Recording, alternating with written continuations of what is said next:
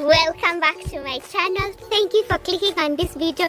This is where you find exciting videos about farming. We want to inspire you, we want to motivate you so that you guys can be inspired to start a farm. It is good for all of us. Remember, you need a farmer every day, which means all of us have a capacity to become a farmer.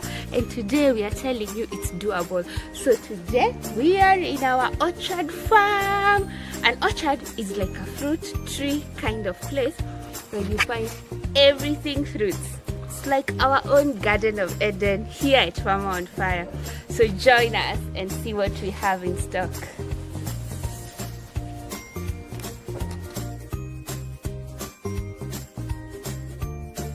Pawpaws are one of our favorite things to grow because we are in the smack in the middle of Kajiado, a very dry and hot place. Let's go back to our natural foods that naturally grow on our land, so that we are not having huge imports of food from other countries, having so much combustion and trucks emitting so much bad gases into the air, and then having global warming issues. If you just eat what is near you, you'll have sorted.